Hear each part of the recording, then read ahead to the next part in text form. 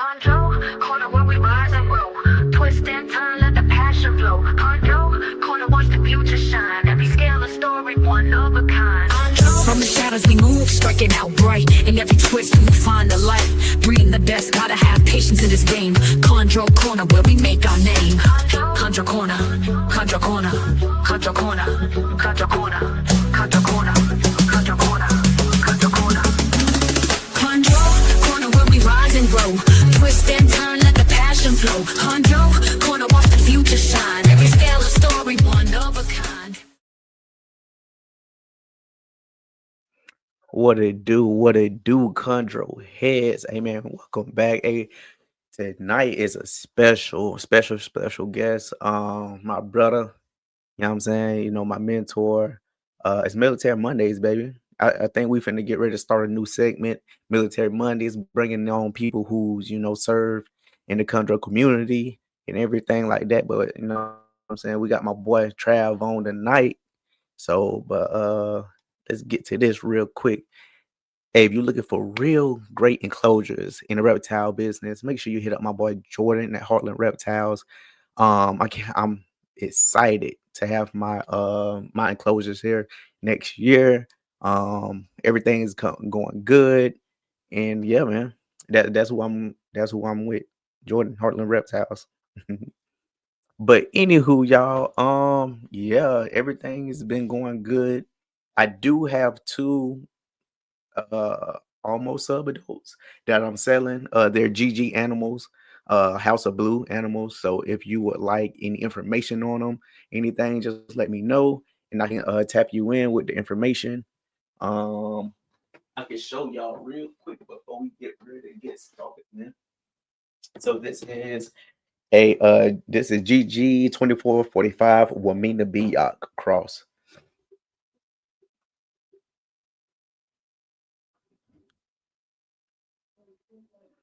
And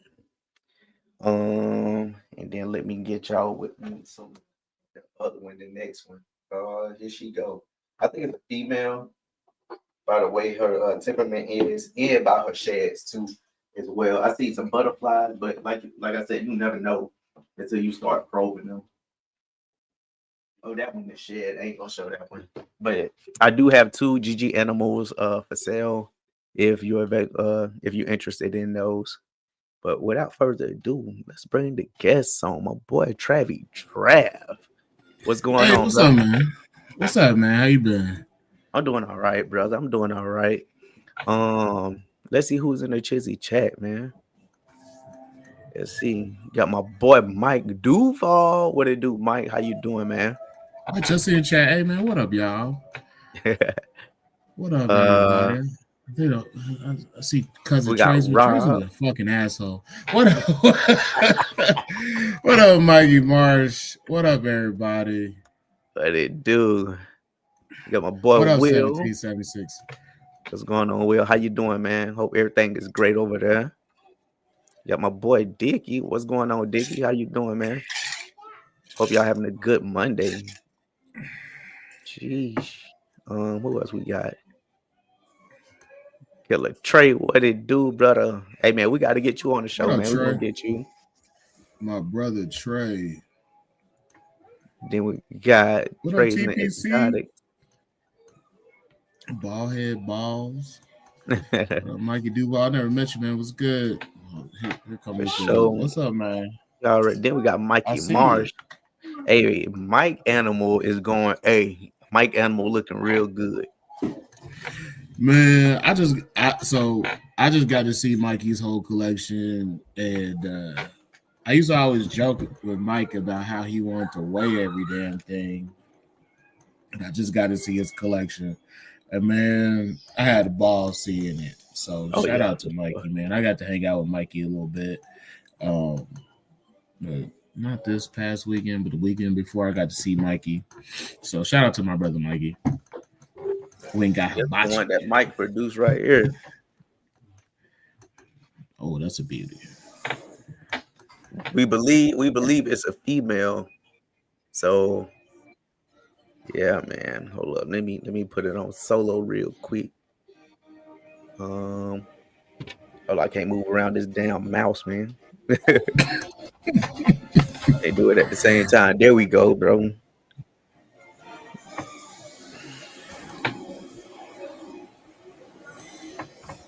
So yeah, man. The blue coming in real good, and all that stuff. So hey, I'm happy for this one. I'm real excited. I think we got like, if it's a female, we still got like 2 more years till we breed her. So I'm just enjoying the ride, bro. Just enjoying the ride. Yeah, man, you can't rush it. You know, one of the biggest things about come on, Sox. About keeping chondros, man, is you gotta go at your own pace. You gotta grow at your own pace, and you gotta enjoy. You can't spend a whole bunch of time worrying about what other people say. And is this motherfucker gonna give me a bunch of likes on the pictures, man? You can't worry about all that shit. Right. Yeah. We got do what you want to do.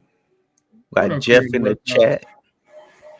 What it do, Jeff? I be seeing you creative reptiles. I'm from Memphis too, so I be seeing you. Oh, that's Elias. And got my boy Jordan. What's happening, Jordan? What up, Jordan from Harlan, man? I got to meet him at one of the shows. What show was it? NARBC Dallas. He was pushing around that big ass metal cage. Hey, bro, those the ones that's gonna come here, man. Shit, no, they nice. Yeah, very nice, bro. Then we got Trailer Park Chondros. What it do? TPC. What it do, man? What it do? Who else we got? I can't believe that man tried to change his name from Trailer Park Chondros to some other bullshit, man. Yeah. That shit ain't gonna fly. TPC. You came in as Trailer Park Chondros, you're gonna stay Trailer Park Chondros. Yeah. Then got my boy Phil. What it do, man? What it do? Other co-hosts. Hey, 2026 is gonna be crazy. It's gonna be real good, man. But yeah, man. Hey, you want to give a brief bio to everybody for those who don't know you, bro? So I'm Travis from Mongo Reptiles. I kept snakes as a kid, off and on. I got my first chondro in 2015, just like everybody else. I kept that damn snake in the and what do you call it? What do you call those damn glass cages? The Exoterra. The Exoterra. You had that glass box on their ass. Shit. You know, she was a beautiful biot. Her name was Banshee, and you could hear her when you came in the room. She would hiss loud as hell, but she was wonderful. God. Yeah. Was it a wild call? I'm pretty sure. I bought it from Joe Swatowski. That if you hear somebody talking about dinosaurs, that's my son running around here. I bought it from a dude named Joe Swatowski. He sold it to me as a Saram. It was definitely a biot. But I'm pretty sure she was wild caught. You know, when I first got her, all she wanted to do was bite. And then eventually she chilled out. And even my wife held her. And she not the biggest. That's my son. That little brown Q-tip running around here. That's my son. Yeah, man. So that was my first one. It died. I didn't keep any more. I got my first one. I got my second one back in like 2018. And once I got out of the Army and I just kept going. Linked up with Keno, man. Keno was the first person that helped me because I was trying to get a hold of a female and he sold me a female. And he linked me with some other people and it went from there. Hey, shout out to Keno. R.I.P. Yeah, shout out to my brother Keith. I'm sure we'll get into that. But I don't really have a long list of people I've actually gotten snakes from. Right? Like I know I've gotten a snake. I got a snake from Keno. That he linked me up with Ryan, and then he linked me up with Pat. And I got one from Bill. And I got one from during that time, like what was you more interested in, like the locality or designer, or you were just getting stuff? I was definitely more interested in locality, but also I'm gonna keep it a stack with you. Silas, go in there. You mess up the sound with everything, boy.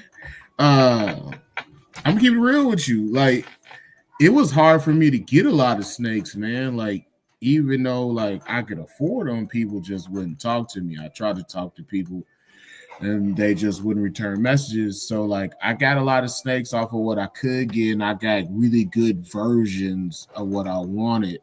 And then as soon as I popped my first clutch, man, that's when people wanted to talk to me. It's some wild ass shit, man. As soon as I popped my first clutch, don't think you nothing until you have your first clutch or till you have your third clutch. It's crazy out here, man.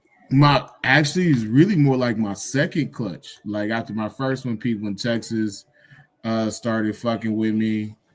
After my second one, people all over the place started fucking with me. But really, I don't have a long list of people I've gotten snakes from. I got one from my homeboy out in Colorado, Brian Fisher. But I don't have a long list of snakes that I've gotten from other people. Like I never really subscribed to that whole you got to rock with somebody and you got to get something from every one of their clutches. I never got into that. And because a lot like of my other people projects, like even though you like the person, other people projects might not fit with your project. So that's when you have to have, you gotta be selective of what you bring into your collection. It's not even all that. A lot of it is just some people, they, in order to get them to have a conversation with you, you got to have the same conversation with them multiple fucking times. Some people, they want you to put the pom-poms up and start dick riding to get shit from them. And right. I was just never into that.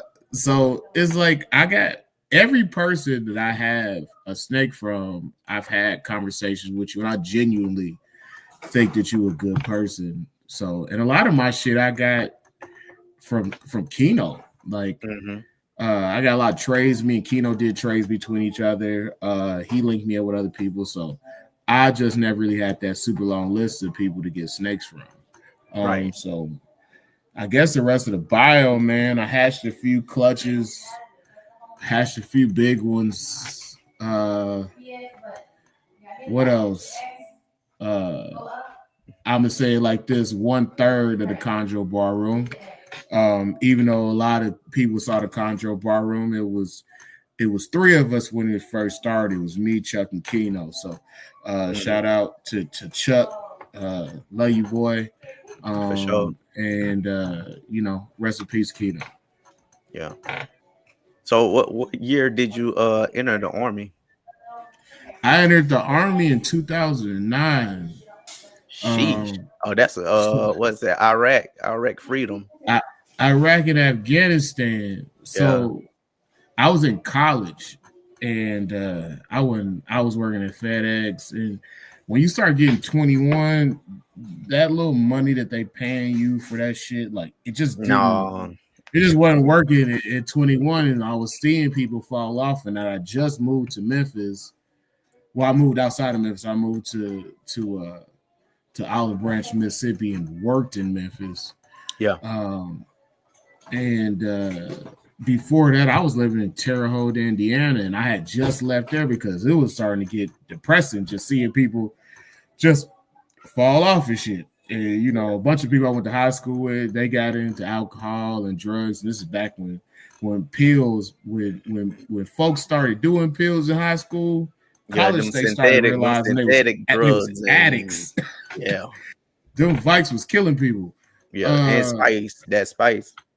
So this was before Spice. Spice became a thing when I got in the Army. Okay. And that's when people started doing Spice. And one thing about Spice, man, I ain't never met nobody that smoked Spice that I was just like, man, I really want to kick it with this nigga. It's always people that everybody I've met in my life that smokes Spice is always somebody I'm just like, You just Yeah. seem like a nigga that smoke bullshit. Smoking potpourri and shit. Hey man, but yeah, like I definitely understand that because when I first came in 2013 is when I listed Okay. in I was in Africa. I Africa was at the in time. Djibouti. Yeah, 2013. But before that, I was in Savannah just working at Food Lion and Toys R Us to support my Yeah. MMA career and all that stuff. Okay. And that shit was not panning out like how I thought it was gonna pan out. You know what I'm saying? It Like don't. I'm working double the hours. You know, I'm barely getting any money to support my career. So, hey, what's the next thing I need to go? Go in the army or whatnot. So, It's got to be something, bro. Like, and then as soon as you get older and you start looking back at that shit, and you see people and they not really progressing in life, like I know a bunch of dead end motherfuckers, man. They just and yeah, you look at it just like I'm glad I made the decision when I was making it, because even though I was still in college, I looked at it like FedEx is cool, and but like who knows when I'm gonna finish my degree and actually make some money off of that. right. And it just wasn't cutting it, man. At some point in time, you gotta learn that you gotta be a grown up about some shit. You just Oh gotta move shit, we on. got What up, cousin Salad? I gotta see it's a Salad and salad. Hey man, his we're gonna get lovely you wife, on too, man. bro. Tell the We're wife I said what up. for sure, man. Shout out to Tradesman too. He was in the military too. Oh, I know he for was in the sure, military. I know Tradesman when he was in the military. People used to want to beat his ass all the time. God, I just know it. bro. But what ultimately led you of getting out the military though? Oh man, that was easy. All right, so 2017 was a lot of good shit and a lot of bad shit. So like I started off the year 2017, and my wife was pregnant. Mm-hmm. Then because like right before that, and right before what was it? Probably about June 2016. I finally made E5. Points wasn't maxed out no more. Right. So it was good. But I was kind of pissed off because I was about to I re-enlisted to RCP. So I was gonna get that 30K bonus, and then they were just like, "Hey, congratulations, Sergeant Irvin." I was like, "Damn, I really wanted that damn 30K." Oh but God! I'll take hey, this. Hey, you don't see no bonus in a while. You don't see no bonus unless you really finna enlist overseas. Yeah, but points was maxed out so long that they had that RCP thing. They were just like, "Listen, y'all ain't gonna get promoted, so we gonna give you this 30K to get out after you hit 8 and you just move on." But no, it was after you hit 9. But yeah, man,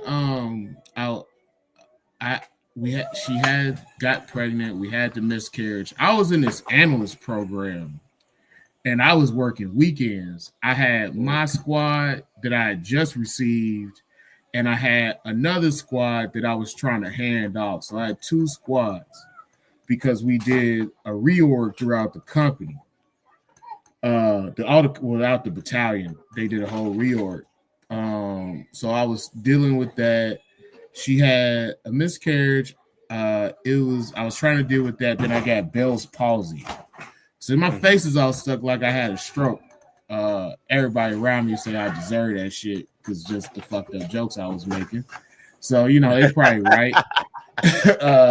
So walk around with the stroke face for like a month. And then I finally took some time off because I always had a super abundance of leave.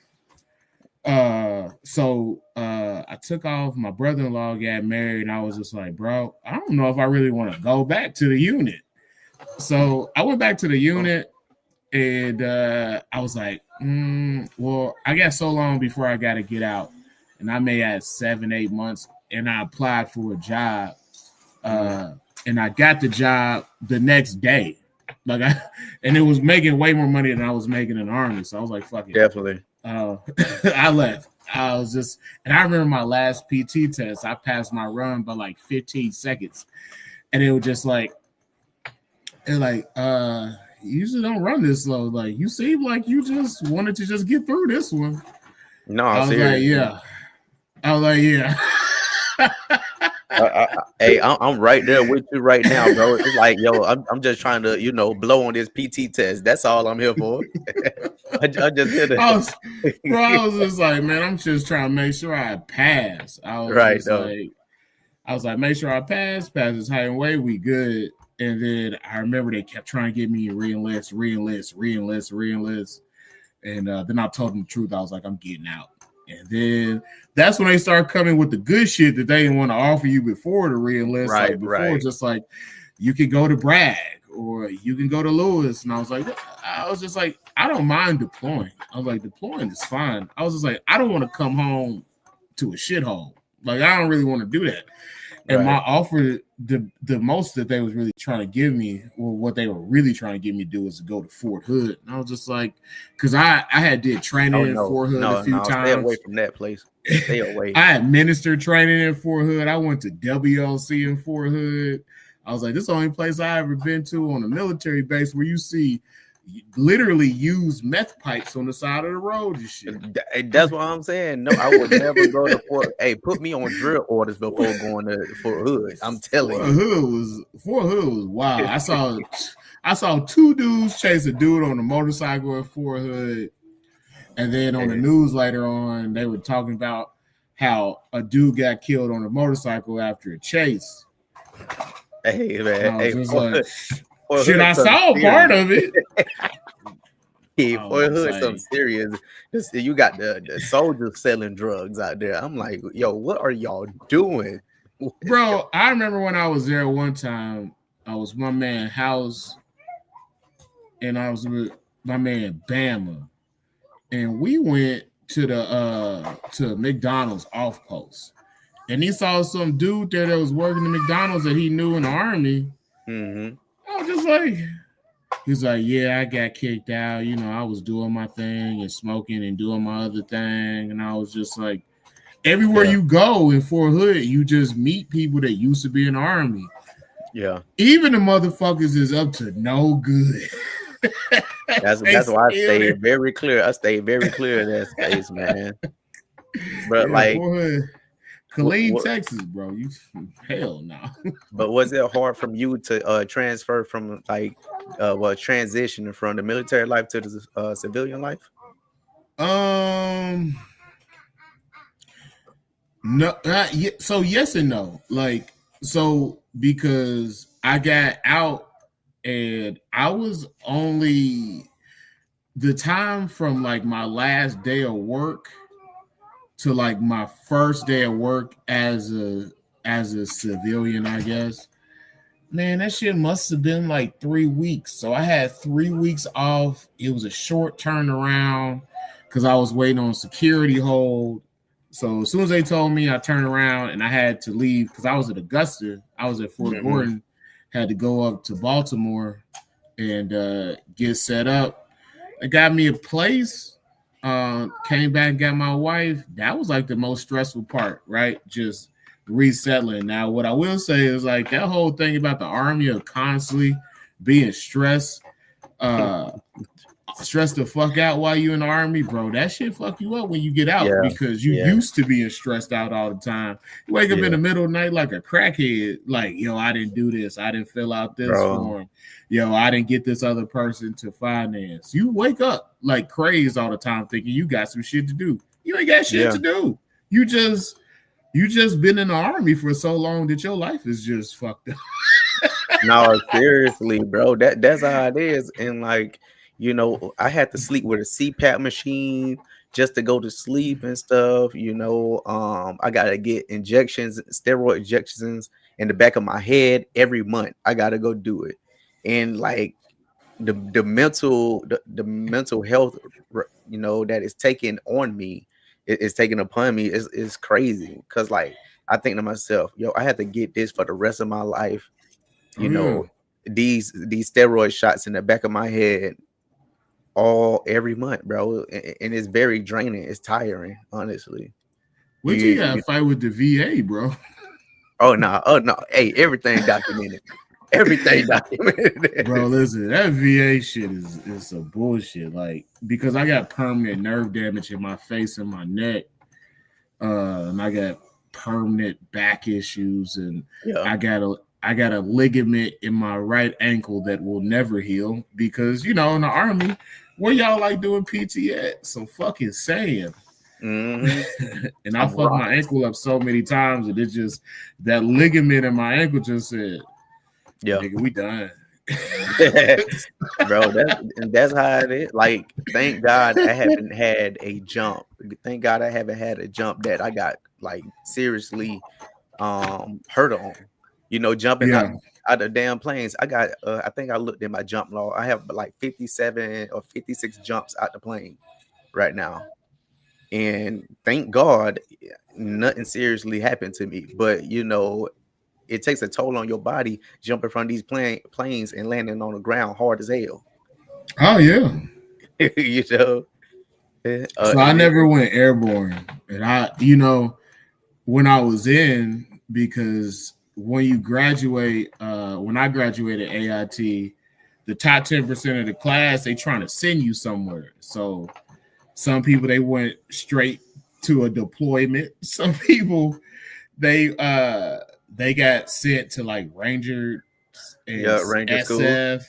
Yeah. Some people got sent to airborne, and we were supposed to go to Prophet course, and then they canceled it, and then it was back on. So they sent us to Prophet course, and I was just like, the entire time I was there, I was just like, damn, I wish they would have sent me to airborne.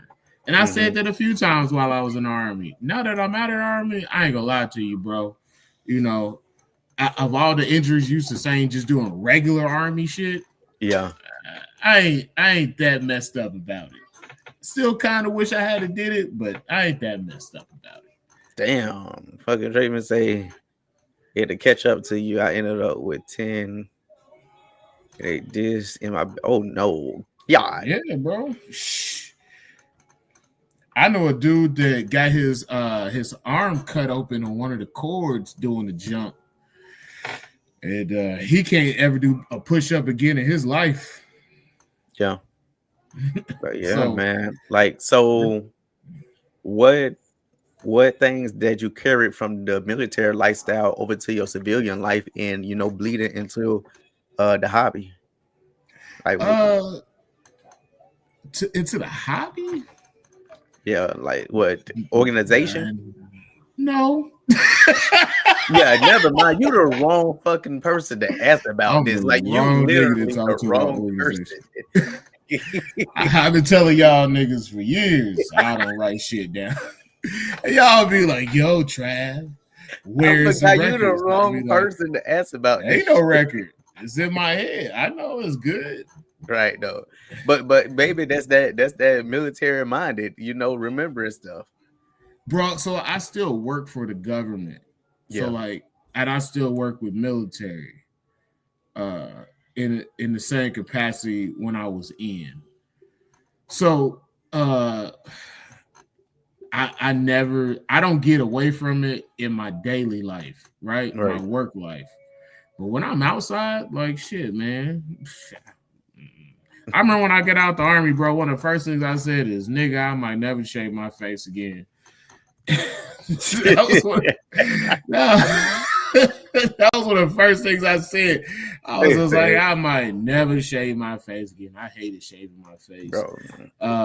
I mean, I get to work on time and all that stuff. And, you know, I keep that part about me. But in my personal life, I don't really believe, this is just me personally, I think you got to disassociate yourself from the military with your personal life, especially when you got a family. Definitely. Like, I'm not the kind of person to be walking around here with American flag shirts on the sleeve and, you know, military shit on the shirts. Like, I ain't that guy. Like, when I'm not in the military, like even when I was in the military, when I got off work, I'm not trying to do no Army shit with y'all. I remember one time the unit was just like, we're having a function.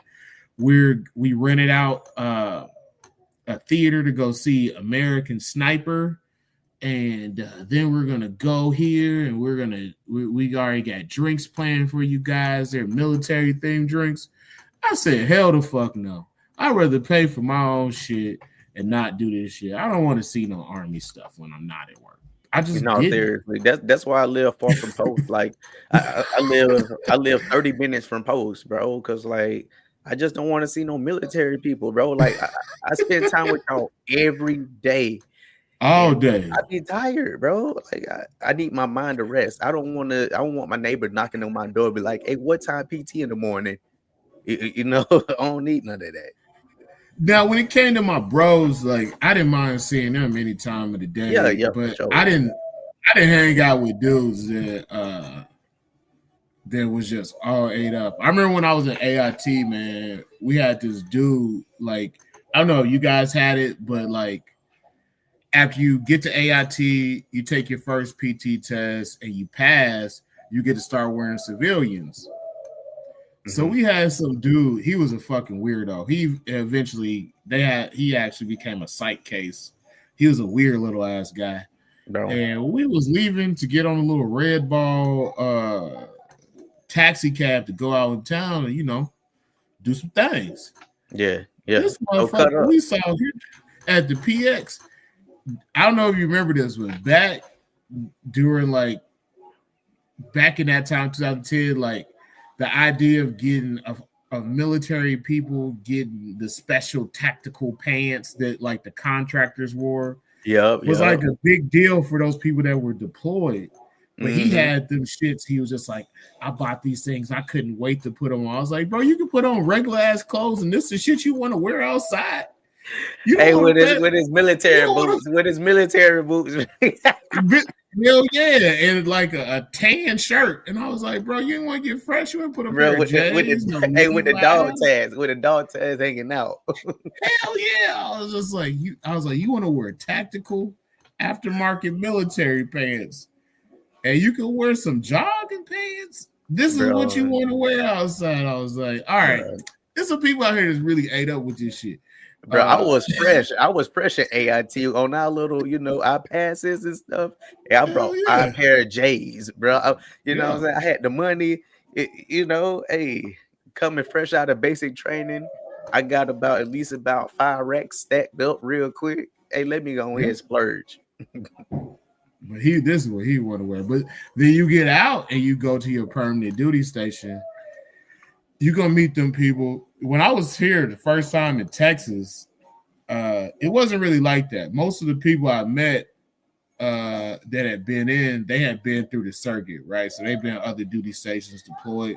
These motherfuckers was trying to have a good time. They not really trying to do army shit on the weekend. They not really trying to. He said, call me gangster shoes.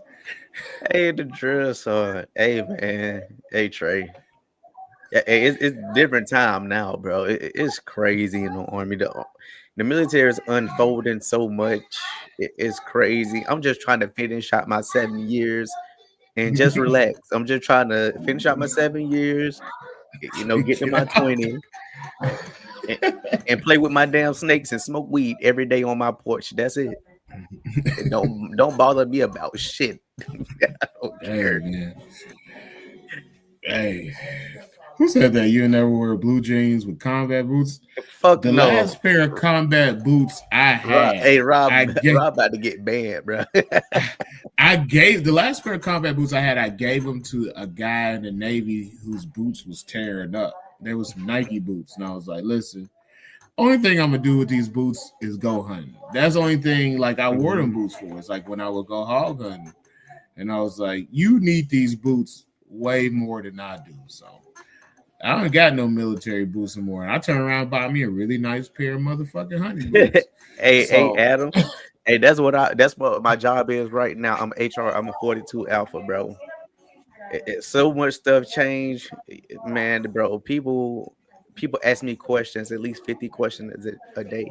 And you have to be happy, bro, like, because, you know, your customer service, so you have to put them on the act.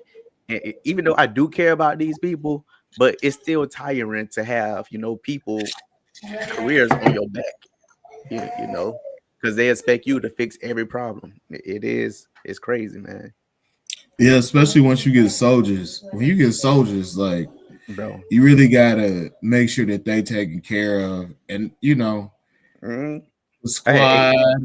You gonna get one of the motherfuckers that you want to beat the fuck up every oh, that's day. all the time, bro. That is all the If you got a time. squad, you got one person in your squad that you see them just like, fuck you up. They need to bring back wall-to-wall counseling. You know, bro, I could my worst soldier, bro. I could have never given her a wall-to-wall counselor because she was about as big as a minute. She was little as hell. She was really weird. She had this weird ass boyfriend. And she would do all type of twisted shit to this fucking low self-esteem ass boy. And I remember one time I saw her riding down the street on post on a bicycle. I was just like, "You ride a bike now?" She was just like, "Yeah." She was like, "What was his name? Started with an S." She was like, "I broke up with him because the weather's nice, but once it gets cold or the weather gets too hot, I'm gonna start going back out with him." I was like, "You a terrible little bitch." But she was awful, bro. Bro, hey man. I remember she made this boy cry so bad that like he was crying at the desk, and you could hear him crying from across the room. Like, ooh, bro. Ooh. Hey man, Like, some of these females, they wicked, bro. They wicked. You know, you will have a 23-year-old already divorced 2 times. Hey, I had one at that age. Same here. Hey, you guess can't what? make sergeant. You can't make sergeant without a divorce. Hey, guess what? I wasn't even mad about it. I was just like, shit. Let me grow up. Let me go live my life without the responsibility of another motherfucker. Like, I'm young. This shit out here is hard. I'm seeing this shit is hard. Yeah. And you dead weight. So you get the fuck up out of here. Get the fuck up out of here, man. That BAH. Man, fuck that BAH, man. You gotta get your life right. And then I got single BAH because the barracks wasn't about shit, and we didn't have enough barracks rooms, so I had single BAH anyway. Yeah. So I was still living out in town. Hey, I was having a good time, man. Bro, my first duty station was over in Germany, 173rd Grafenwehr. Boy, I ran havoc through them barracks, through Nürnberg too. It was crazy. Hey man, you know that's some people they got to do it like that. I was never when you know when you get out of work. I'm trying to be off post before they do revelry. On God. I'm trying to be especially with them 4 days and stuff. You know what I'm saying? Hey, them 4 days. Oh, I'm going the day prior. I'm going the day prior. What's going on with? Man, but yeah, I'm going the day prior, bro. Yeah, I remember when they would do like those unit functions, like, "Hey, we're having this thing here on Friday at the unit." Fuck no, I ain't showing up for that shit. Once you become an NCO, though, you gotta show up to that stupid ass shit. Seriously. When you an E4, you ain't gotta show up none of that shit. Right, bro. Like when you're E6, E7, even E5, you know, you gotta show up to show support and show that you care about the soldiers and all that stuff. It's very political now. Yeah, I know, bro. I still see it. I work with military. I work with all branches, so in coasters. So yeah, I see it. So when did you start taking, breeding seriously? Or you was like, oh, this is what I want to do? Bro, I had my first clutch in 2022. I don't know if I take breeding serious in 2025.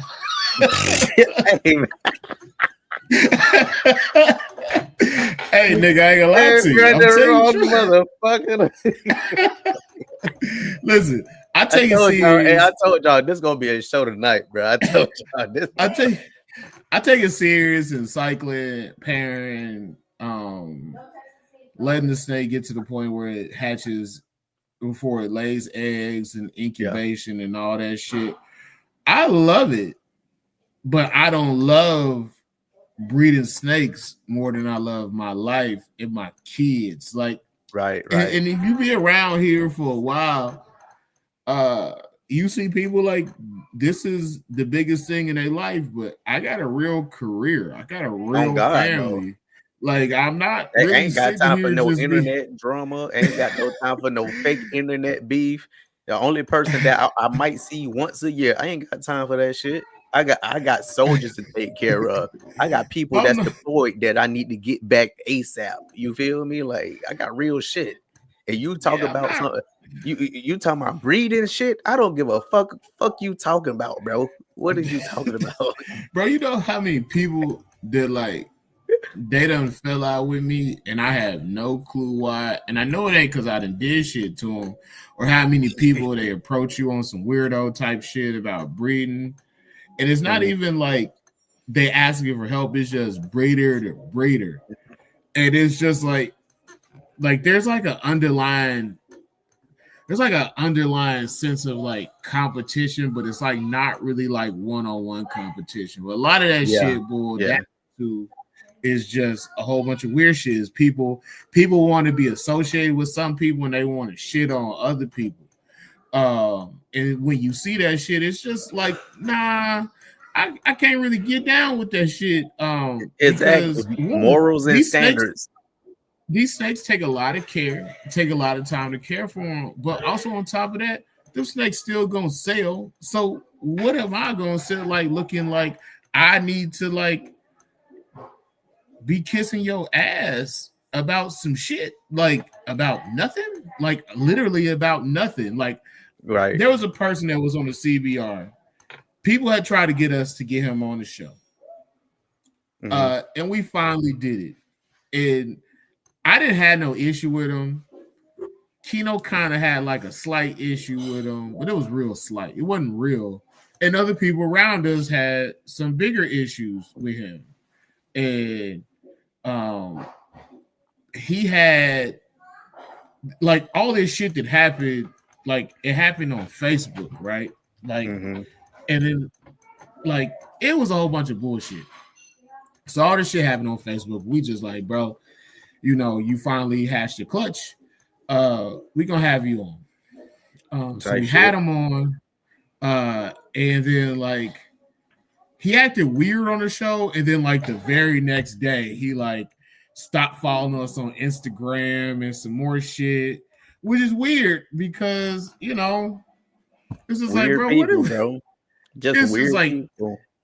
And like, bro, I've had issues with other people and we've had more interactions. This was like my only real interaction with him was on this episode of the CBR. And I met him in real life. And I was just like, I understand kind of why people be shitting on you. Because in reality, like you a little bitch, right? You a little bitch. And you do shit that we expect little bitches to do when you give them a little bit of power. And a lot of people have a lot of issues. Some people gonna say, you know, you gotta let him do his thing. But I ain't talked to the dude ever since. Ever. Yeah, so, man. You know. Hey. It's like it's people like that give the community a bad name. You know what I'm saying? And especially with, you know, new breeders coming in and trying to get accurate info, you know, and all that stuff is misleading from that dude. You know, it's not that, because he was never a guy that I saw ever give out any information like that. I saw him argue with plenty of people about stupid ass shit. Like I saw him argue with a bunch of people over dumb ass shit because he wanted to be the Facebook, you know, police. Like that's what he really wanted to do. And you know, he could because he was in that position to do that shit. But you know, I don't think that most of us as adults we subscribe to that type of shit because we too busy living grown-up lives. No, serious. So like a lot of stuff that happens in the chondro community happens in the ball python, gecko, fucking people who race cars. It happens in everything like that because they're just people who they got some type of insecurity where they're just gonna let this shit go. And other people, you know, they just gonna be like, hey, you know, we think that old dude might be doing some big shit, but at the same time, he got this little bit of clout, so we don't want to ruin our shit. But to me, it's just like, Yeah. man, fuck all these niggas, bro. like, what is real? Hey, bro, I feel you. Like it's, and I'm the same dude you that know, had another dude have a. I ain't gonna say that. I ain't gonna say that, but yeah, you man. know, Like yeah, man, it's a lot of people that idolize these, you know, quote unquote top breeders, and the top breeders, bro. The only reason why they're quote unquote top breeders is because you know what I'm saying they had some little success right here, but you know they not fully coming through with what they supposed to come through with. I don't know if I fully agree with that. Like, there's like within the chondro community, there's definitely the top breeders, right? And they're successful in their own right. Like, and the guys that you know that are truly successful, like when you talk to them, you can tell that they did it. Like they did it. Like nobody did it for them. Yeah, they did it. That's But the thing is, most of your stuff most of your issues not gonna come from dealing directly with them. Most of your issues is coming from somebody that want to be attached to them that's trying to tell you, oh well, you know, this is this and this is that, and you not really a part of what we got going on over here. I'm just like, what do you do? Lick this nigga dick on the weekends? Like, he never say no shit like that to me. So like, why is you acting like this? I can call him. He never said I gotta lick his dick, but the way you act like you licking this man's dick. Hey, bro. Hey, that's what it's a whole bunch of chondro glazing, bro. A whole bunch of glazing. That's what they do, bro. But like at this standpoint in the chondro community, it's a lot of new keepers coming in, you know, soon to be breeders and all that stuff.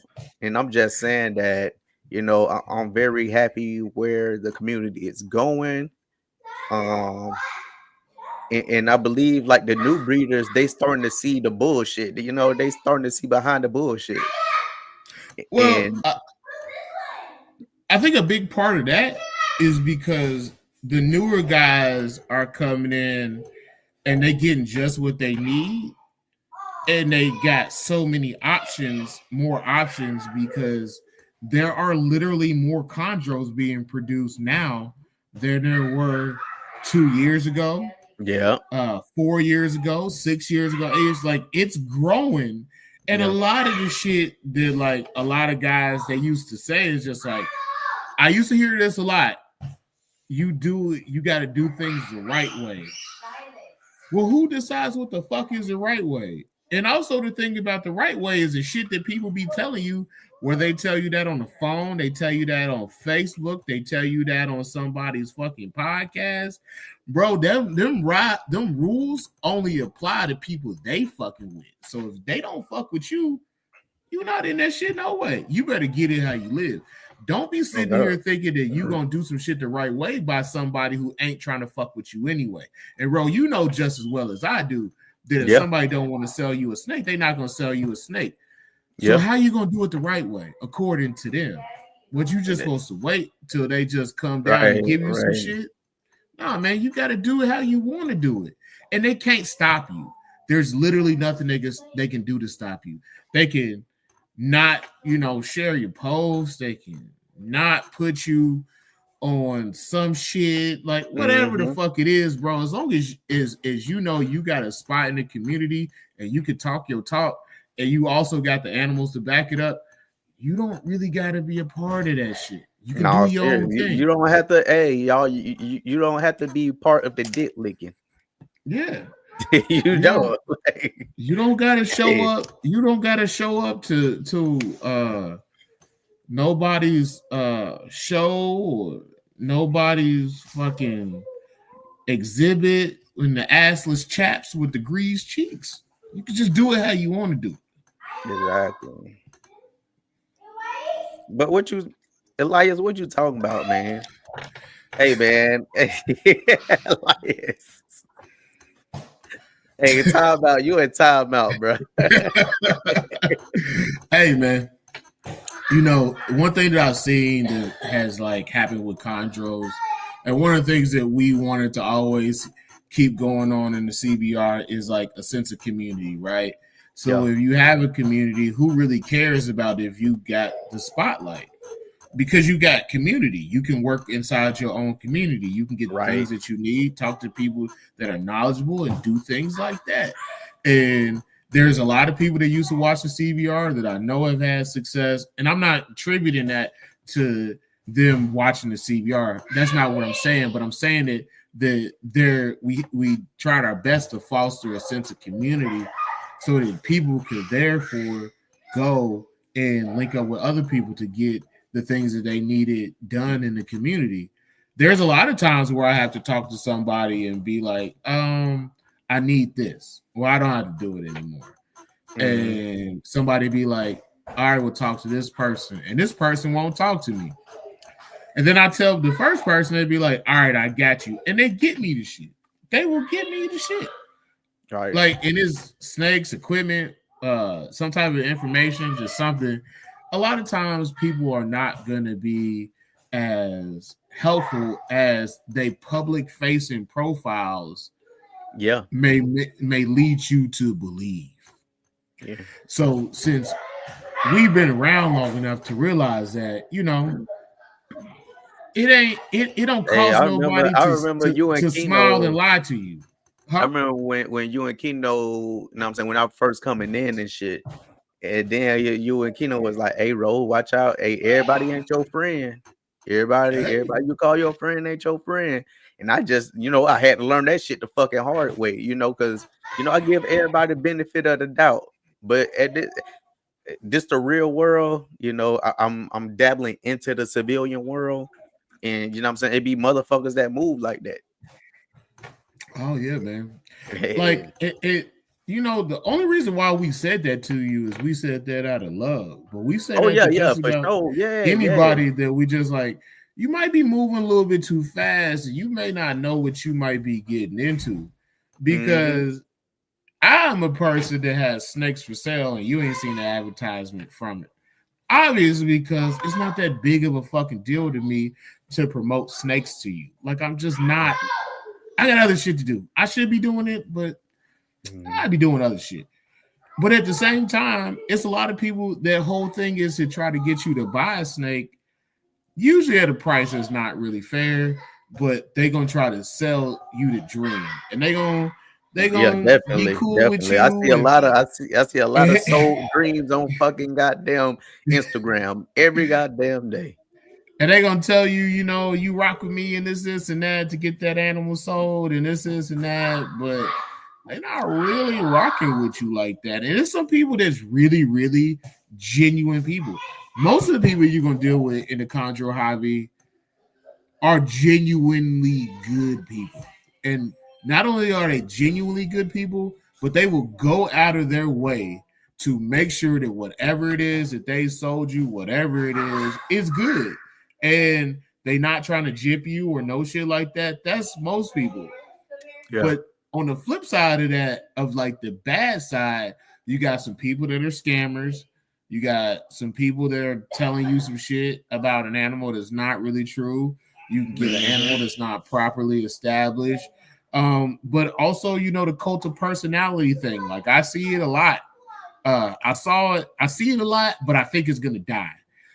And the only reason why I think it's gonna die is because people with more options, they gain more autonomy, right? So because they can go deal with different people than they used to deal with, Yeah. They don't have to go about it a certain way. They can just get the snake. There's some negatives to that shit probably, but also like the old guard is breaking down. Like it's some people that was breeding chondros 5 years ago that was big names is not here. Back in 2015, big names is not here. And what is coming up in their place is newer, younger breeders that have no recollection of any of that shit. Good, bad, or indifferent. So they doing it how they want to do it. That's literally what I'm seeing. They're doing things how they want to do it, and because they don't have to rely on the old system where people have to constantly communicate with each other, they don't really have to be in anybody's back pocket. They just do it. They just got to do what they want to do, and I think that that's a good thing. Some people will say no, and maybe. I think it's a good thing. Just like all the time, when new breeders come in, the experts recommend a captive bred from their collection. That's all the time. I don't think you should get. I don't think you should get an import. But I do got this, this designer, this blue line, real quick. That's for 3,200. I got you right here. You know what? I say that all the time. Is okay, it's like this. Is buying a captive bred animal over let's say an import, is it always going to be the best decision? Not necessarily, right? Yeah. Because when you look at a bunch of the captive bred animals, what a lot of people don't like telling you is like a lot of these animals is fucked up. That's why people spend a lot of money on these animals, and you be like, man, that animal don't look very healthy, but it's 3 years old. It's like it don't look very healthy. And a lot of animals, a lot of things that people are not going to show you about a lot of these captive bred animals is they only giving you the highlights. You only gonna get the highlights of this clutch. You only gonna get to see the animals they want to show you. They're not gonna show you the animals that came out and died. They were like, oh, this is a repeat pairing. Oh, these are the siblings from the last repeat pairing. They only show fucking 2 animals because the other fucking damn sub adults or adults or juveniles or whatever are just pure. They just green. Yeah. Now, are there some things with them animals that you may not have to worry about? Yeah, like you buy a captive bred animal, you probably not gonna have to worry about parasites and shit like that. But you can still get a captive bred hatchling and just turn out that this motherfucker got Nido, or you could buy an expensive ass fucking captive bred snake that's got all these fucking cool pedigrees that somebody keep in the Rolodex in their basement. They smacked it onto your animal, and that animal turned out to look worse than it ain't got no type of look to it. It should look green. And don't let them tell you that you're gonna have this green ass animal and it's gonna produce something spectacular. They are lying to you. Now on the opposite side, when you look at the imports, yeah, man, you get some jacked up ass imports, right? Yeah. You get imports that come in, they live for a couple days, they die, they live for a month and die. But for the most part, most of them imports that I've gotten, out of all the imports I've gotten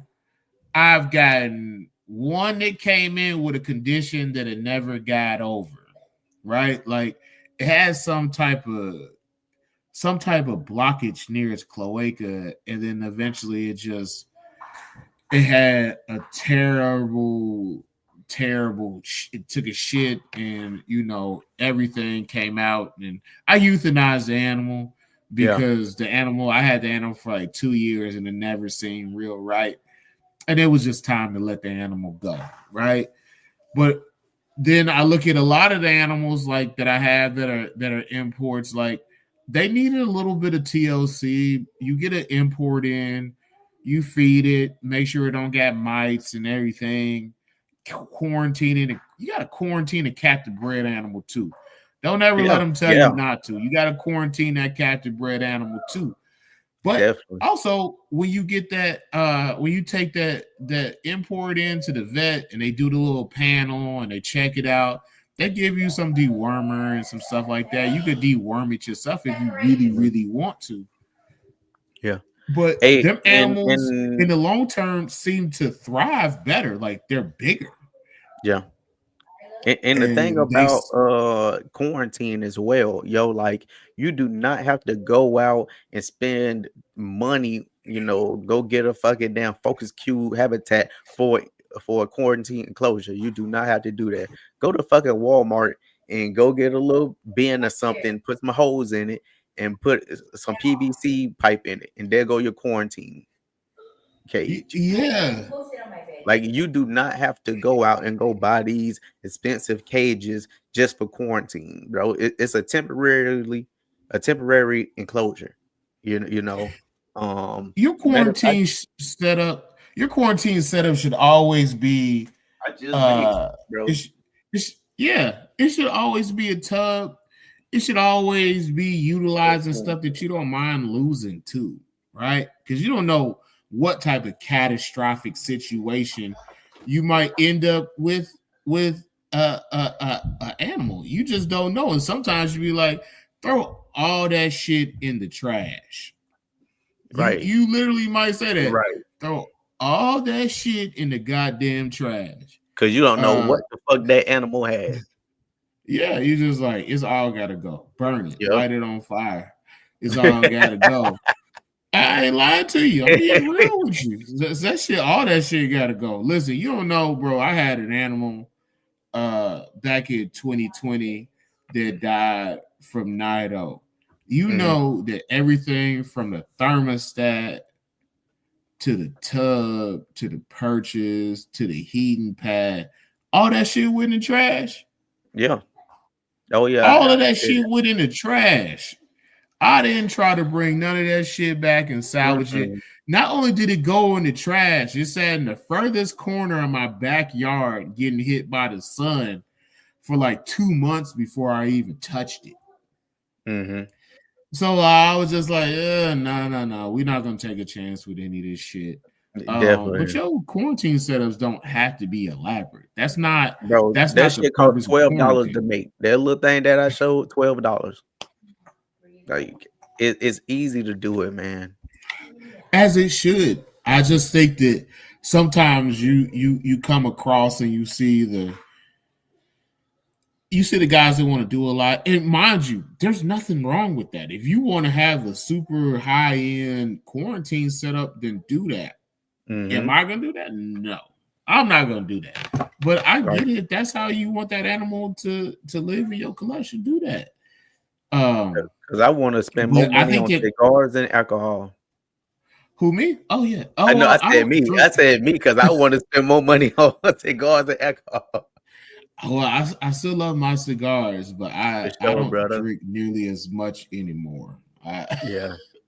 I afford myself 2 nights of drinking a week because you know how to get healthy. So I feel you. I can live without alcohol. After you go a couple weeks without it, you kind of don't really give a shit no more. Yeah. But I ain't giving up them damn cigars. It ain't going no goddamn way. What's your favorite cigar, man? I don't have a favorite cigar. I have a what's your if I had to go to my cognac? go-to? Yo, if you drink cognac.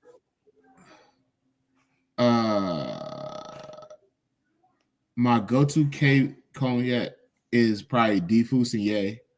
That's my go-to cognac. Silver bottle D Fusinier. My go-to cigar is probably Foundation Tabernacle Havana Seed. Shit. Yeah, because I can always get one. I can always get one. Also, like, it's kind of crazy. So when I went up to Chicago for Keno services, there was a liquor store by my homeboy's house, and they had a humidor, and they had like several of the Rocky Patel age limited and rares. And those things are like 30, 35 bucks here in San Antonio. And there they were like $20 a piece and just in a Oh yeah, gas station, a liquor yeah. store. And I was like, well, how the fuck y'all just got this shit laying around at the goddamn liquor store? I had to buy a few of them. I was just like, man, I gotta get a few of these and take them back home. But those are good. I think that when it comes to cigars, like even more so than brands, like you got a certain cigar profile, but then different times of the day you want a different kind of cigar. Right. And some I used to have time to smoke. I used to have time to smoke a Toro. And then, after a while, you don't got as much time. You start realizing why everybody buy damn Robustos. Mm-hmm. He said Cubans from Kuwait was going crazy at customs. Listen, man, Hey, fake bro. Cubans or real Cubans, I'm not gonna lie to you. I would prefer a New World cigar over a Cuban any day of the week. Mm-hmm. Any day of the week. And plus, also the thing with Cuban cigars that I don't like is Cuban cigars don't have a lot of variety in the type of tobacco they use. So that Cuban tobacco, one thing that I will say about it, it has a sweeter taste to it when you smoke a Cuban. Mm-hmm. But at the same time, if you want Oh, a shit. real Here they strong go. cigar Here or they a real go. complex cigar, it ain't gonna be a Cuban. It'll probably be Nicaraguan, Dominican. I like my Brazilian wrappers, my Mexican wrappers. I even like I even really like my my Cameroon wrappers. So I like a more complex, more strong cigar. Cuban cigars are cool just to have them to show somebody in your humidor like I got one, but I ain't gonna smoke them motherfuckers. And my favorite one is by this company called Deadwood, and I think it's called what Sweet Jane. Yeah, it's a fuse one. That thing right there, that's my go-to. So the Sweet Jane was one of the cigars that I first realized, like when I got back into cigars, I was like, damn, this is nice. Yeah, I was like, I gotta start smoking more cigars, but I don't do a lot of infused cigars. Mostly because when you keep them in the humidor, what's up, man? Bye, Silas. When you keep infused cigars, you gotta keep them away from your regular cigars. So like I got a shelf on my big humidor, where I put them in a bag and put them on the bottom. Cause I'll smoke one like 2-3 times a year. I'll have an infused cigar, but not a lot. I've infused in myself too, and with alcohol, which is cool, but definitely rather have a natural cigar. Yeah. But if I had to have an infused cigar, it's always going to be the Sweet Jane. That's it's always going to be the Sweet Jane. But yeah, man. But yeah, y'all. Hey, man. If y'all didn't know, like this show was supposed to be me, Trav, and Kino. How to find the right mentors, and I consider Trav and Kino my go-to.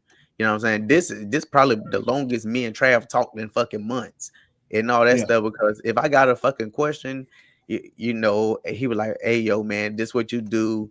Then he was like, just grow them up, and when they get to that age, just hit me up, and that's what I do. Like, I just talk to these motherfuckers when I need to talk to them, and that's it, basically.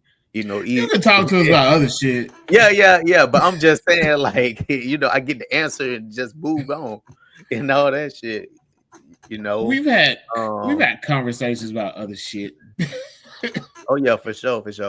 But my four, my go-tos are you, Kino, Mikey Marsh, and Dimitri. Shout out Dimitri.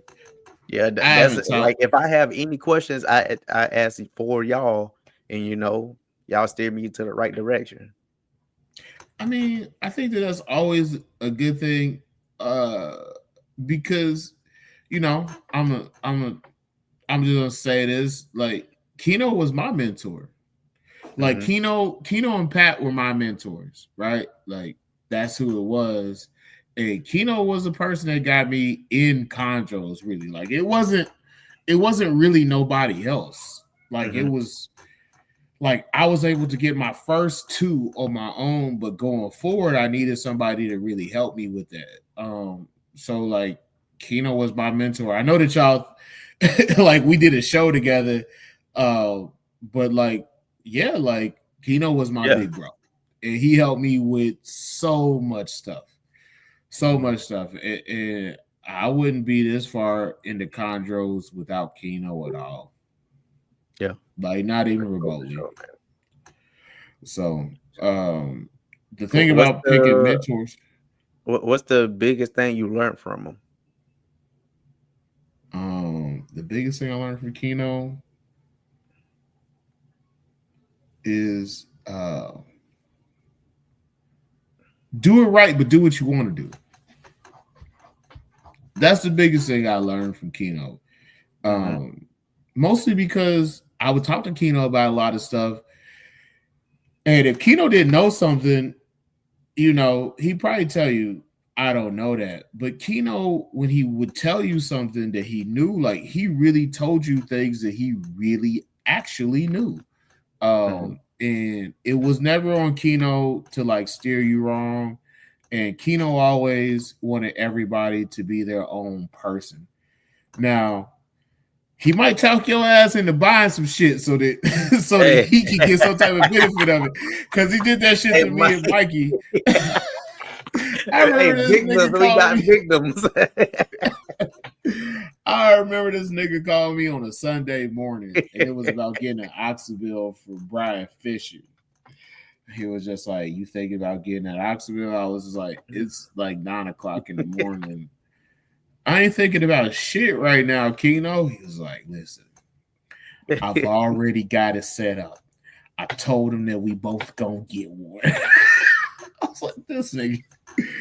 And he was just like, we get him and we can raise him up. He was just like, and depending on how they look, we can do something with them. So I named mine Dirty Money, and I forgot what he named his. But yeah. I think that Oxybil is now with Tuck. That's what I think. I think it's now with Tuck. But shout out to Tuck too, man. Yeah, shout out Tuck. But yeah, man. I know he did that like a few times with Mikey Marsh. Yeah, Dead Presidents. Yeah, President. He did that a few times with Mikey Marsh, where he talked Mikey Marsh into buying some shit. Yeah. So he can get babies from hey, bro. Because Mike told me that shit like over the phone. He was like, yeah, Keno got me to buy this other fucking male to put with the female. And you know, we paired them up, and that's what we got. I say, man. Yeah, man. It was a lot of funny shit with Keno, man. Like, and how he interacted with people. Also, like I never really thought about like this, because you don't ever think that somebody you gonna have them one day and the next day they not, especially when they at that age. Yeah. But like I came to find out like Keno helped out a lot of people. He was like really selfless. Like he was always selfless. Like I always knew him as that guy. Like he'd always go out on a limb for people to help you out. Like he did. Keno was one of those people that did everything out of love.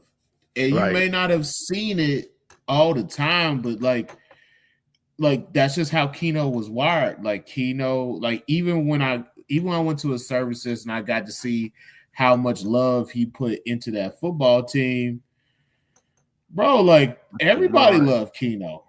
And every person I know that did not fuck with Keno, I always had, you know, some type of negative interaction with them that was completely separate from Keno. Right.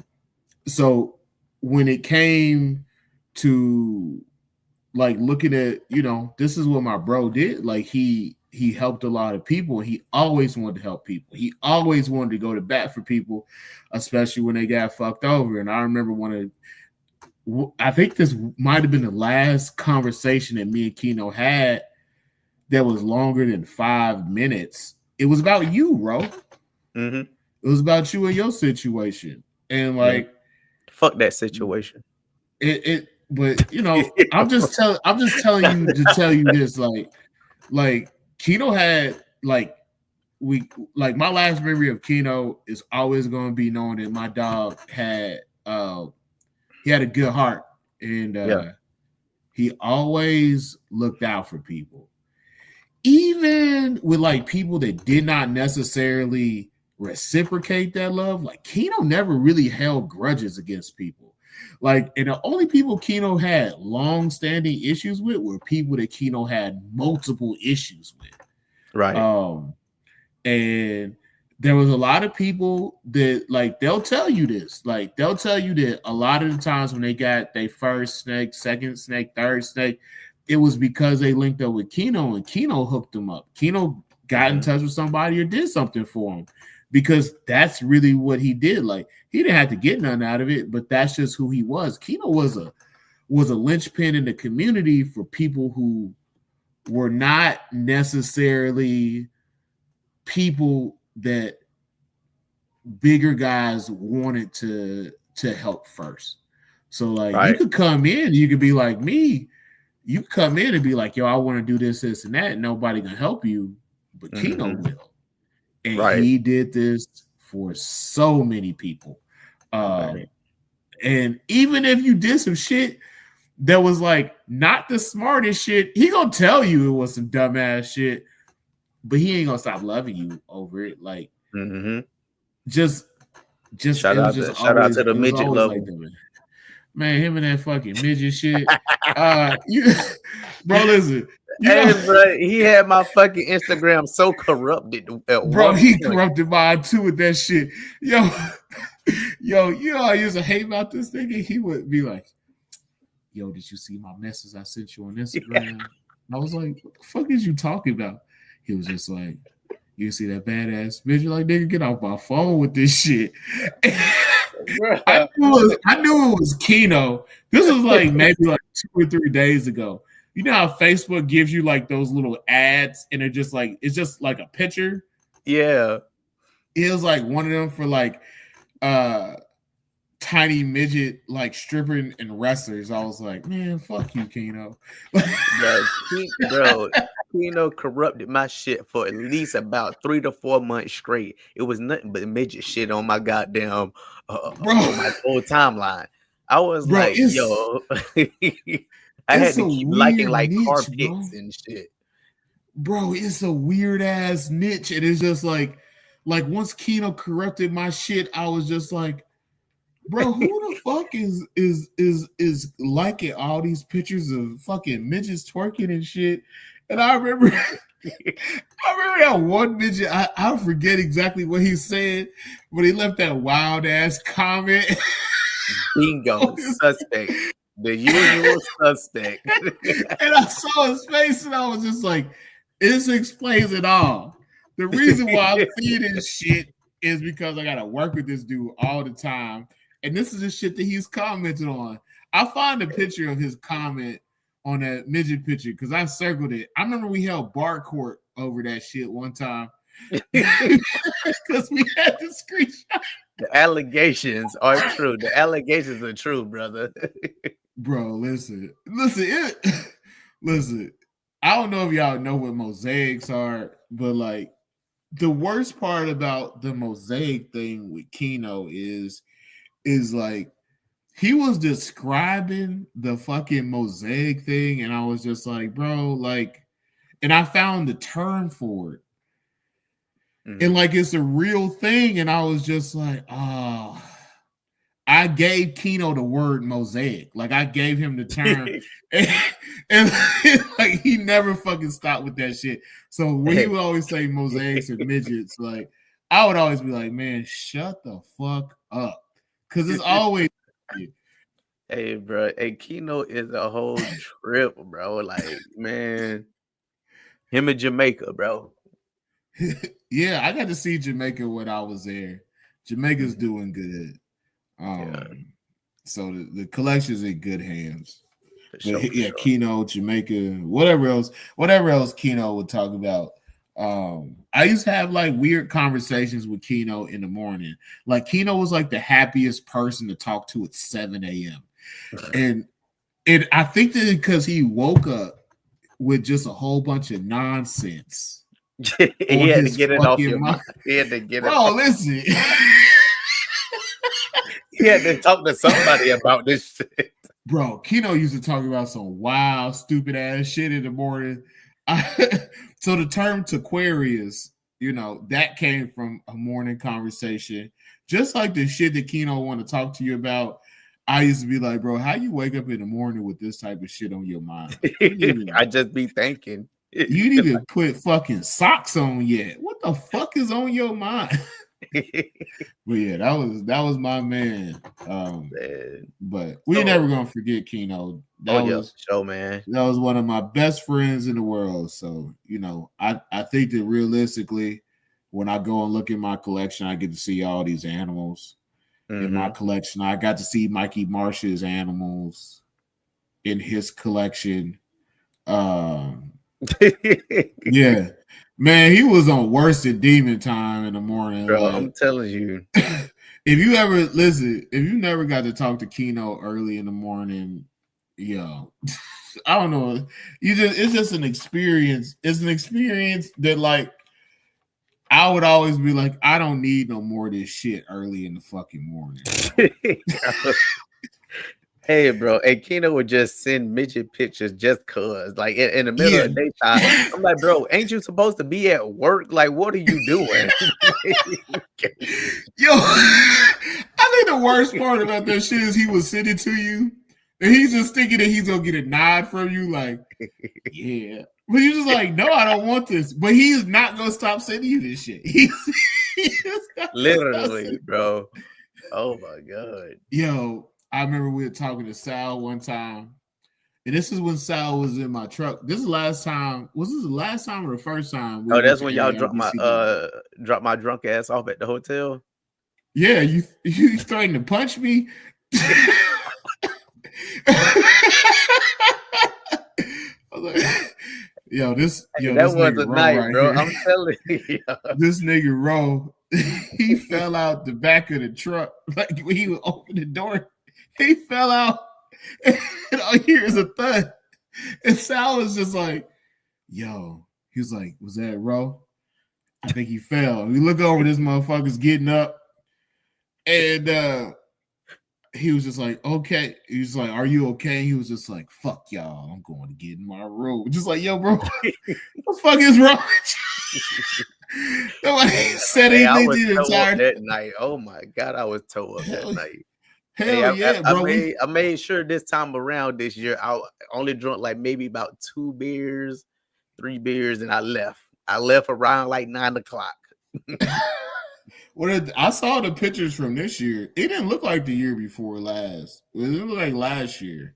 It didn't seem like it was as many. It was a lot of people there, but I left like around, like I said, around 9 o'clock, 10 o'clock. Yeah, I saw like the pictures of the dinner before shit got wild. Man, the wild shit that happened the last time wasn't even wild. It was just I'm just saying before any goddamn thing pop up, I'm leaving. I gotta go. Man, we not wearing no GoPros. Listen. I'm 30. I'm almost 38. I remember going to parties and doing low-level crimes before people had cell phones that had the ability to take pictures on them. And I'm thankful for that. Like I'm thankful for that. Some of the shit that we did when we was younger, it was stupid shit. It was mostly harmless shit. Oh no, you don't want to see drunk road Elias. You do not want to see it. I stopped drinking like that a long time ago. And once you once you see Drunk Roll, you're gonna be like, bro, I didn't know you had this many words to say to people. Hey, bro. I get real rambunctious, you know. I put all feelings aside. Not only was you rambunctious, you was hella mobile, nigga. Like every time I turn around, you popping out of a different corner. You with some other group of people just talking, just like this nigga is just teleporting to different people. A functioning alcoholic. I don't even know if we call it that because you definitely wasn't functioning. But the next day, bro, your ass was definitely just like, yo, because we tried to tell you, and you was just like, did I act a fool? We were just like, yeah. And he was just like, yeah, I get like that sometimes. So you just like walk the fuck off, like this. Like we didn't have to have a conversation about that shit. Like, you know, like there was no remorse at all. He was just like, yeah, I get like that shit happened. Shit happened, bro. I was like, this nigga, bro. This nigga, the you threatened to punch me while you was in the back of my truck. You remember that? Nah. And then you was just like, we was just like, hey, when you was walking, we had Rube in there too. Oh my god. Yeah, we had Rube too. We was just like, hey, do you know how to get in your room? And he was just like, don't fucking worry about it. And you turn around and try to act tough. I was like, I run this nigga over. I'm like, this drunk ass nigga. Oh my god, bro. I was like, man, I ought to hit this nigga. That's some good nights right there. Bro, that shit was so funny to us the next day. I remember Bill, he was walking around, he was saying like, he made a phrase up about you. He was like, it was called getting rolled. Cause you would just show up and just say all type of wild shit to people, and people just, and then you would just walk off. Like, bro. Hey, bro. That's what happened. Bro, you just gotta do you shit didn't like say that. Nothing to nobody that was like offensive or no shit. Like, but that shit was funny. How you would just talk shit to people and just be like, I'm done talking to you. Just walk off. Had to get it off my chest. Bro, you like a toddler, bro. Like your attention span was like that of a toddler. And you treated every person that you saw at Bill's party like a toy, like a new toy you've never seen before. You're like, I'm gonna play with this for a while. And I'm gonna move on to somebody else. I got bored. Bro. I got bored. Bro, I remember when you was talking to what's his name? What's my man's name? I forgot his name. It might have been no, it wasn't him. But you was talking to somebody for a long time, and I walked up, and they looked at me like I was gonna like stop you. And I was just like, I'm not stopping this nigga from having this conversation with you. I was like, I don't care. Like, hey, bro. Like I was gonna be like intervene. It was just like, hey, black man, there's another black man here talking to me. You want to come get him? No, I don't. Hey man, a lot of people. It's not a well. I say it's a handful. It's a handful of black chondro breeders / keepers and stuff. It's not that many though. But man, it's another world. It's another world for sure. I think that every person, most black chondro keepers, I've talked to every one of them that are like at least somewhat well known in the hobby. Yeah. Now I'm sure that there's some newer ones that I have not talked to. But even people like my homeboy Crutchfield, shout out my boy Crutchfield. He's newer. I talked to him, but there's not a lot of us. Like, and out of all of the black chondro keepers I know, there's only one of them that I never want to talk to ever the fuck again. Don't even worry about it. Yeah. I'm telling the rest of you niggas, hey niggas, He don't want to talk to you niggas either. Hey, bro. Hey, yeah, that. Hey, it's always one. You're gonna always come across the one that don't fuck with, his own people. But hey, that's part of it. But then there's like people like my man from Hollywood, Chondros, who like nobody is ever gonna see. And if you didn't know him from like talking to him, or somebody didn't tell you that he was a black dude, you would never know. Because we tried to get this man on the show so many damn times. He was like, hell no. No, He just seriously. all he wanted to do was keep snakes, bro. That's all he wanted to do. And that was cool to me. And So who was your most like favorite guest you had on the Conjure Barroom? my favorite guest, man, I don't have a favorite guest. I think I have a lot of people that I like kicking it with, like Chuck Vogel. Chuck Vogel's old wild ass. I loved him. The Three Stooges. Who I got? What? Tim.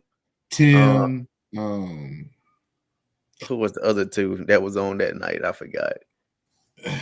Who we had? We had Tim. We had Buddy. Not Buddy. Thomas Boway. And Tom. But all of them crazy. All they ass need to get locked up. What's my man? My blottoed man. My man that I always say blottoed. What's my man name?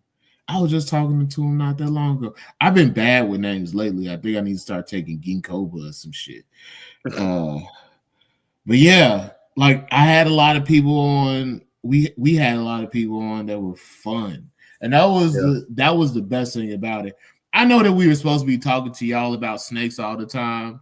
Yeah. But we just didn't really want to fucking talk about snakes all the time, man. Like, bruh, we just really didn't. We like having fun. Randy P, he was a good guest. He came to see us a lot of times.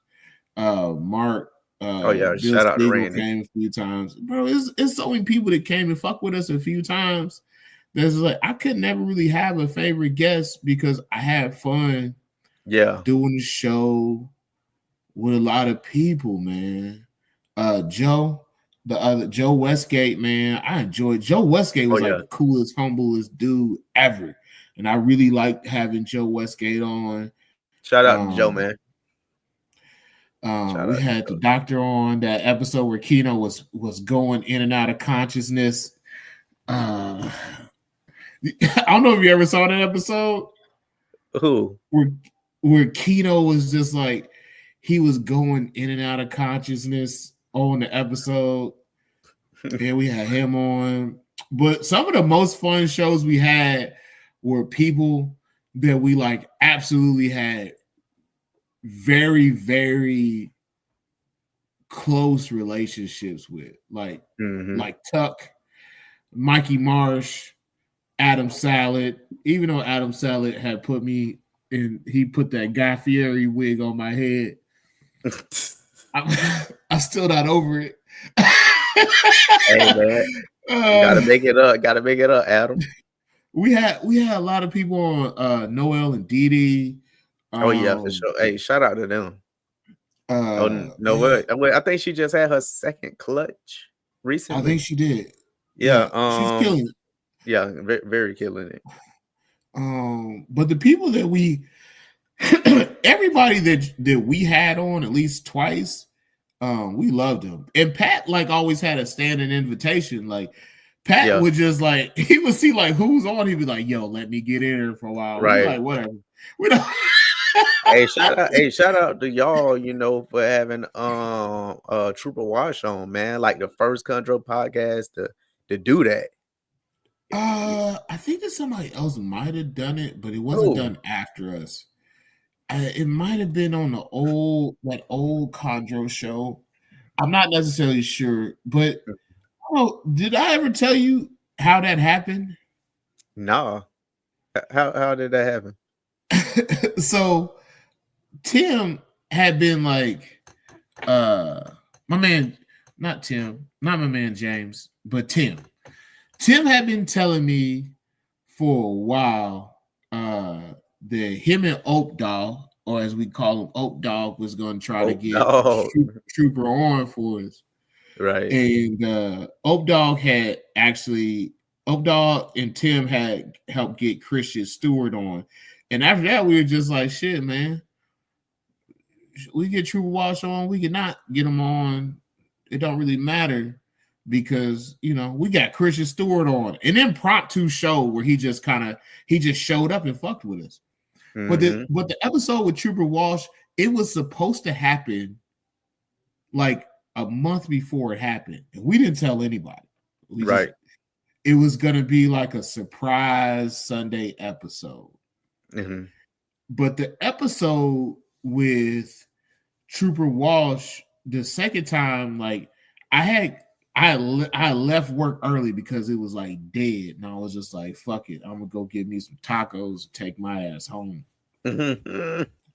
So I leave, go to my truck, and I get this text message from Tim, and Tim is just like, "Hey, can you guys do a show in like an hour, 2 hours, an hour?" I was just like, "I need at least 2, but we'll get it up."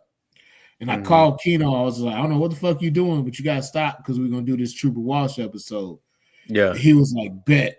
So even the promos that we had put out, like I had made them shits in like 15 minutes, just put them out. Right.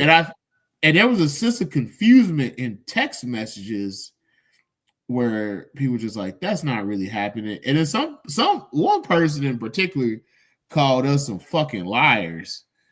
And we did it that way. We did it that way purposely because we didn't want us to be doing a show with Trooper Walsh and then people have some time to try to fuck it up. And I don't know how, but we didn't want to give people the time to fuck it up. So it worked out in our favor that we did. Gangsta move in silence, man. I mean, yeah, we moved in silence, but we moved in quickness for that one. And Tim sat with him, and then we did the show. But yeah, man, shout out to Tim Morris. Hey, man, Tim Morris, he was one of those guys that, like, I know that people saw him on the CBR a lot of the time, but like when it comes to Tim Morris and Oak Dog, like they really did help us a lot do the show, and they didn't have to do all the things that they did. For sure. Hey, man, Tim. Matter of fact, I think I just talked to Tim like a couple weeks ago. Man, we was on the phone for like an hour and a half, 2 hours. Yeah. Like we don't even really be talking about shit. We just be talking about random shit, I send him music sometimes, and then he'll send me like stuff from his skateboard days. Yeah. Shout out Tim, man. Tim, very dope dude, man. And you want to know something? I look at a lot of people that we connected with on the CBR and just it always amazes me like how many people like tried to help us in return, because we never really thought like doing the show like we were doing anything for anybody else really. Like the whole thing of it was just for people in the community to get a perspective of somebody that's doing some stuff. And we never wanted to have a show where we only talk to the top guys. Like, yeah, we got to talk to Trooper Walsh, and that was cool. But like, I'm just as appreciative of my man Adam Salad for just being a part of it, and other people, bro.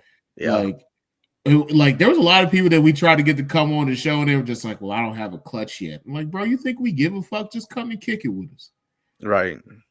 Like that was never our thing. Like the biggest thing I took from y'all show, well, you know what I'm saying? Like I said, y'all were my mentors and stuff. I know I hit y'all up. I think it was it Tuesday that y'all usually have it? Yeah, Tuesday. Yeah, Tuesday. So I hit y'all up one Tuesday. I was like, "Hey, y'all ain't having a show tonight?" And then I believe you or Keno was like, "Hey, man, sometimes it's best not to have a show. Sometimes we just doing, one guest ain't fall through. There's no sense into making something happen, you know, trying to get a guest on and, you know, jumping through extra hoops. You know, sometimes it's best just not to do a show and leave it at that. Yeah, I think that for us, like, because we had issues where we would book somebody and then they would just fall off, but also at the same time, it's just like we could give you a show, but it'd just be us, and like Right. for 2 hours, like you never know what you're gonna hear, because for 2 hours between me and Keno, you probably gonna hear a lot about midgets and mosaics. Midgets and pimps. Midgets and pimps. Hey, if y'all didn't know, Trav come from a long lineage of pimps. You know. Listen. There was never a long lineage of pimps in my family. Are there pimps in my family? Yes, but there might be pimps in your family too. Like I just know them. Like I know them. That's just the difference. Like, and then my uncle that Keno thinks is a pimp is not a pimp, despite. Hey, bro, I remember he found some fucking photo. He just sent it to the group. He was like, "This is Trav uncle. He a pimp." I was like, bro, how did you even find this photo? Like, what? You going through this man Facebook family photos or something? Nah, bro. Like he know my uncle, bro. He follow him. He follow him on Facebook. But he not a pimp. He's just a dude that dress like that. But I remember one time, my mom. I don't remember. Yeah, we three-way my mom into the conversation. And my mama tried her best to explain to Keno that my uncle Mun is not a pimp. That nigga wasn't having none of that shit. He told my mom, he's like, "You a nice lady, so I'm not gonna call you a liar." But I know a pimp when you see one. I was like, "Fuck you, nigga." Hey, bro, Keno off the chain, bro. Him and that pimp shit was always funny to me. Because I was just like, I would expect for Keno to have more pimps in his family. No, for real. Yeah. I was just like, yeah, I got one and a strong probable, really. Just we never really seen him do it, but we pretty sure what he was doing. But do you ever think about bringing back Chondro Barroom, or you gonna? I'll tell you the truth. There was gonna be Chondro Barroom episodes. There was probably gonna be one this week, and there was gonna be one for Christmas at least.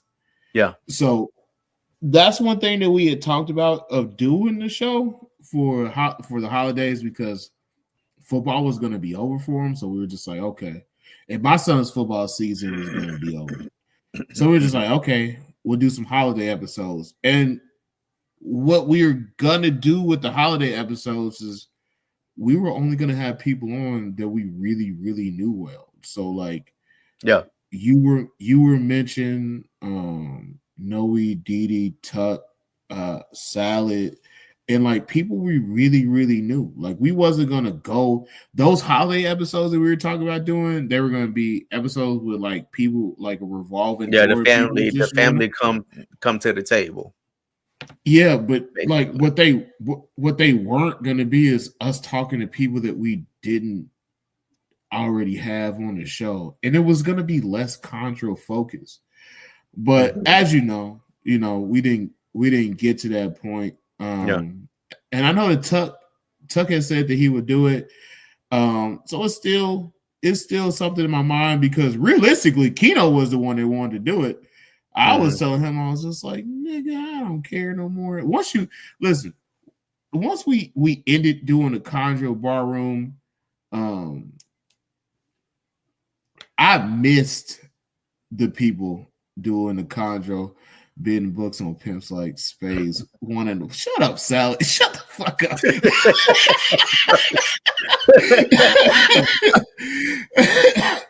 up. we miss kicking. We miss kicking it Uh, with y'all. That's the type of shit I miss. Just fucking wild shit. I miss Marlon calling me the nigga with leather dreads. Yeah, man, I miss all that shit. But we only really wanted to do it with the fam. They were only going to be fam shows. Yeah. Because shit, if we were going to have anybody on after not doing the show for so long, it might as well be people we really, really know. Because that's what we always wanted, just for people just to feel like they had a place to belong. The bar room was always just like, we had this philosophy, like it was always just an open bar. Yeah. And anybody can come in and kick it as long as you cool. We're going to have a good time. Have some drinks, do what you do. We're going to have us a good time. But it was never, the Contra Bar Room was never exclusive. Like it was never supposed to be that way. And we never treated it that way. As long as you cool, you can come around. Yeah, it was dope, man. I liked it, you know, the vibes. It was very just chill, you know, random shit. You know, yeah, we'll talk about fucking snakes here and there. But hey, man, what about this football team? Or about fucking when Keno sending goddamn midget pigs, or you know, party stories of O Dog and Tim, you know, it's random shit. Yeah, just a Chuck Vogel lifestyle. Like, yeah, man. It was always like I gotta get Chuck on here. Chuck Vogel. Yeah. Yeah, hit up Chuck Vogel, man. That old man is crazy.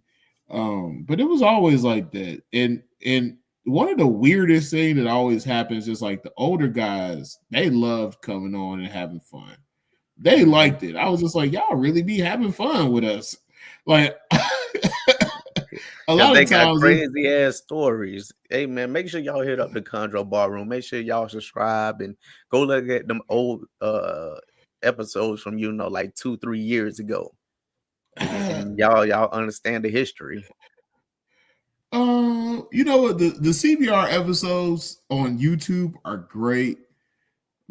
Some of the best CBR stuff we did in the fucking Instagram live days that we did not save. And damn. I'm glad we didn't save a lot of that stuff, man. So like, if like the only person I know that's in this live that may remember that old stuff is Salad. And we said some stuff on there that we glad there ain't no record of it. But we went off the rails a few times, me, Keno, and Chuck. But those episodes that are on YouTube, yeah, man, I'm glad there ain't no record of Chuck where he was talking crazy to Mark. But it was all out of love. But yeah, man, those older episodes on YouTube, man, like they're there.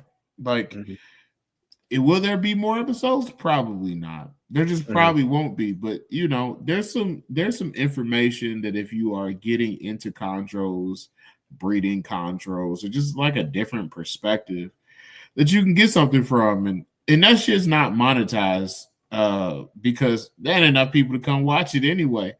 So it's not monetized, and it's just there for whoever wants to go see it now. So you know, me and Keno used to always talk about that guy, and this might be before your time, Ro, but there used to be a guy on YouTube called Cute Gay Guy Jason.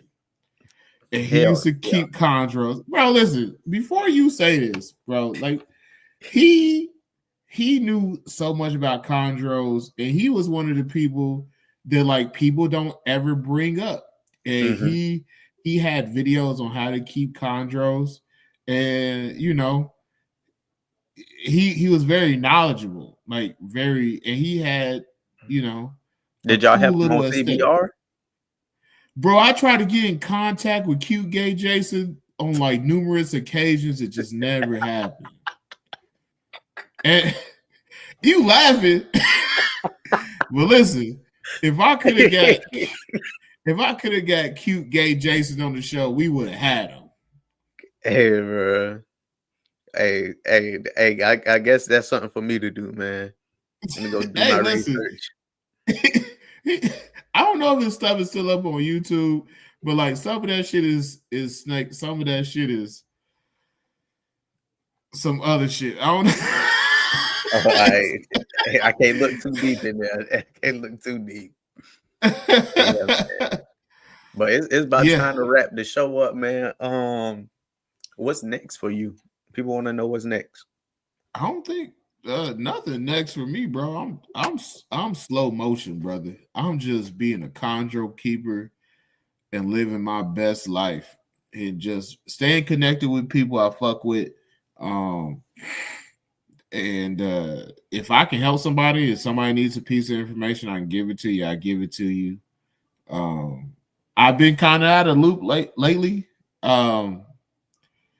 dealing, with the loss of my brother. But for the most part, like I'm back. I'm getting back on the wagon. So if people got questions or whatever, you can hit me up. I'm not necessarily. I'm not going to tell you I'm a chondro expert, but I've had 4 clutches. I've had 4 successful clutches and 1 unsuccessful clutch. So, I know a little bit, enough to get by. For sure, man. Do you got anything, available now? Yeah, I got a shitload of snakes available. I'm just too lazy to actually advertise them. So my plan was to like sell them in the new year, which is probably be mostly what I do. Yeah, that'll probably be when I sell snakes is in the new year. We'll actively try. I passively sell them now. People ask me about it, but it's the holidays. I'm trying to enjoy my kids and my wife and have a good time, man. This the one you produced right here, man. Is it? Yep. The Sarong Biak? Or is that a Sarong? No, it's pure Sarong. Oh yeah, it is a pure Sarong. It's big now. Oh yeah. He might be breeding this. Well, this upcoming year. Oh man, I'm glad.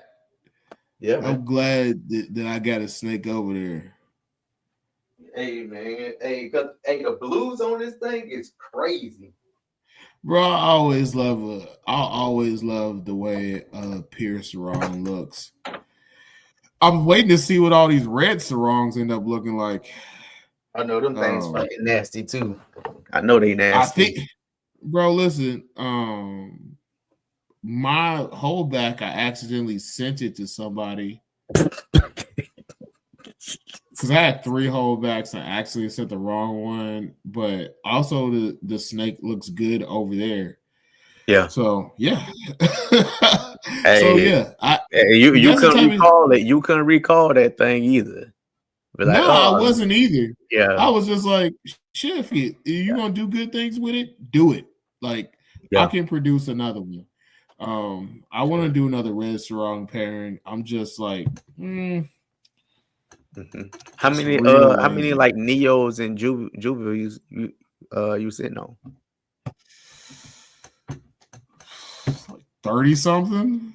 Shit. Like 30 something snakes to sell. I just keep y'all hit my boy Trav up, man. Yeah. He's too lazy to fucking put shit on, on Facebook and Instagram like this is for sale. You know what's crazy is like somebody had hit me up and they wanted 2 red Sarongs and like the price for 2, like I gave him a deal on the 2. And like I think that when he asked me like, can I get this deal? I think in his mind he was just like, this could be a negotiation tactic. I was like, no, you can have like I'll cut you this deal, like because it was some money off of it, but it was also just like you really want the snakes, like this seems fair for 2 snakes that you're getting from it. So right. Same thing with the GG babies, man. I'm just been honestly, I'm about to just let them go, bro. If anybody wants some GG animals, let me know. I got you. I mean, I think that the animals will sell. They're probably really good animals. I haven't seen them, but I imagine they're good looking animals. Oh yeah, they good. One is shit, but I could show one of them. I showed it. I think at the beginning of the show. Yeah. With me to beat up. I think it's a female too.